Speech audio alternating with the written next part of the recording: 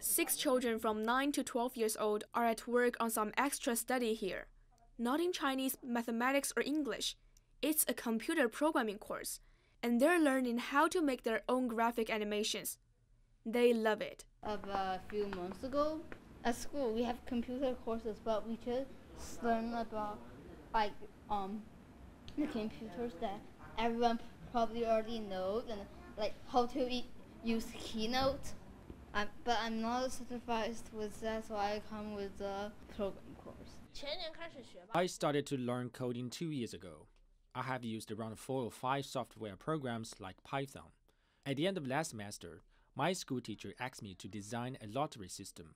I used my knowledge of Python that I learned here.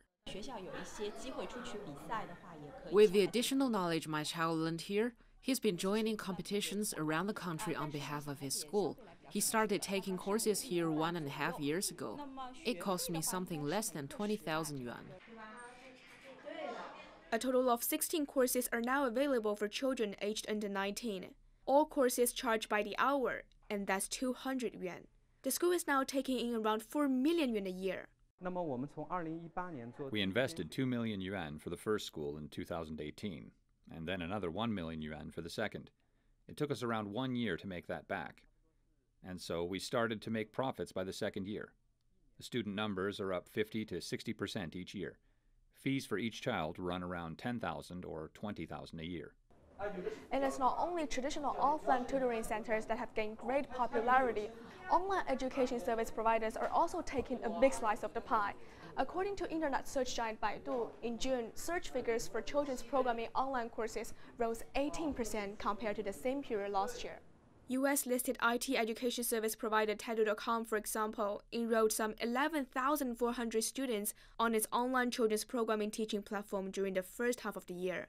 That was a jump of nearly 360% compared to the same period last year. Another online class provider, iandcode.com, has just completed its A-round funding, making it worth several million US. Experts say that for long-term success, however, teaching plans need to evolve as the students mature and learn more. When the kid is like 6 years old, the parents might want an offline or hybrid program where certain parts of the module is learning at home, while certain types of module is in the center, where they can play robotics together like in Lego center, right? But once they reach like 10, 12 years old, if the students still have that kind of passion for coding, while a lot of his or her time are occupied by tutoring, then if you're traditional offline players, you don't have an online hybrid model, or you don't have a pure online model, you're going to lose this client. So the product providers need to like cope with changing demand of the parents. Consulting firm Intelligent Research Group says the market value of China's children's programming education is now more than 10 billion yuan. But the penetration rate is just less than 1%, which means that every 1% increase in the penetration rate will expand the market's value by 10 billion yuan.